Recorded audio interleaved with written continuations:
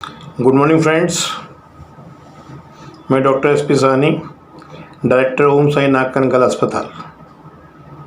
आज का वीडियो का टॉपिक है रिमोट, REMOT, रिमोट। टीवी का रिमोट तो आप लोग काफ़ी यूज़ करते हैं। जो भी चैनल दबाते हैं वो चैनल सामने आ जाती है, पर आप लोगों को ये नहीं मालूम कि ये स्टार प्लस कैसे आ रहा है, ये न्यूज़ कैसे आ रही है, इंडिया टीवी कैसे आ रहा है, आज तक कैसे आ रहा है, ये आप लोगों की जानकारी में नहीं है। ऐसे ही हर ज़रूरत भी नहीं है, अपना काम हो जाता है। ऐसे ही हमारे हिंदुत्व में कुछ सिंबल्स बनाए गए जिससे हम उसका यूज़ करके अपना ज्ञान का सेवन कर सकें और अच्छे रास्ते की तरफ चल सकें। ये कब हुआ था? आपने रत्नाकर डाकू की कहानी सुनी होगी। रत्नाकर डाकू सबको लूटा करता था। एक बार नारद मुनि जी को भी लूटने लगा। नारद मुनि जी ने कहा कि भाई तू लूट रहा है, अपने फैमिली मेंबर से पूछ के आ कि क्या ये इस पाप में आपके सहभागी हैं। पूछने गया, लौट के आया, देखा। उनने कहा सहभागी हम क्यों होंगे, ये तेरा फर्ज है हम लोगों को पालना। उन बड़ा निराश होके नारद मुनि जी के चरणों में पड़ गया और बोला कि मुझे कुछ ऐसा चीज़ बताएं जिससे कि मैं मोक्ष को प्राप्त कर सकूं। नारद जी बोले मेरे पास तो राम के अलावा कोई काम नहीं है, नाम ही है। पर वो राम नहीं बोल पा रहा था क्योंकि वो डाकू था। तो नारद मुनि को समझ में नहीं आया कि क्या करें। तो नारद मुनि जिस पेड़ से बंधे थे, जिसमें उन्हें बांधा था डाकू रत्नाकर ने, उन्होंने कहा ये क्या है? उन्होंने कहा मरा। तमिल में पेड़ को मरा बोलते हैं। तो उन्हें जो है कहा कि आप मरा मरा बोलो।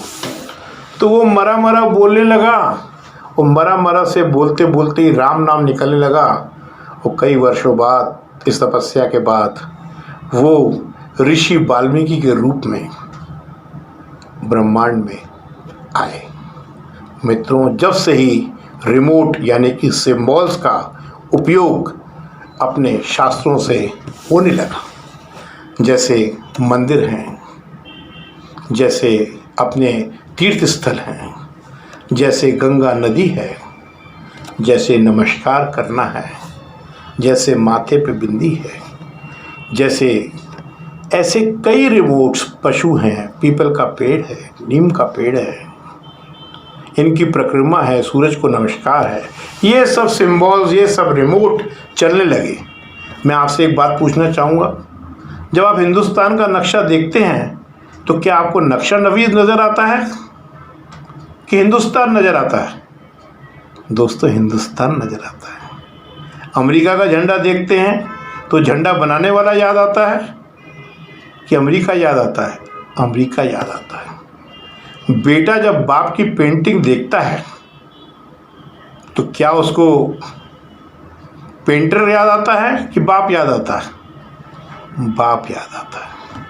ऐसे ही जब हम मंदिर में जाते हैं, भले मूर्ति में भगवान नहीं है, पर वहाँ जब आरती, पूजा, भजन, अभ्यास जब करते हैं तो हमको कौन याद आता है? हमको डिवाइन शक्तियों का आभास होता है।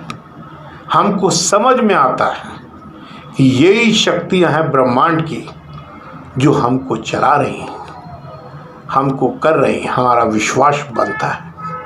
जब हम सूर्य को नमस्कार करते हैं तो हमको समझ में आता है कि शिव परमात्मा का डांस है, ये ब्रह्मांड है।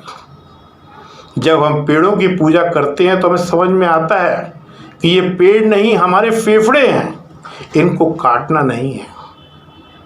जब पानी हम पीते हैं और जब हमारी भूख प्यास निपटती है, समाप्त होती है, तो हमें याद आता है कि ये परमात्मा की देन है। तो दोस्तों, आजकल यंग जनरेशन टेम्पल्स, मंदिर में जाना पसंद नहीं करती। क्यों? क्योंकि आप समझा नहीं पाते। उनको समझाना पड़ेगा कि ये रिमोट्स हैं, बहुत ज़्यादा डिटेल्स में जाने की ज़रूरत नहीं है।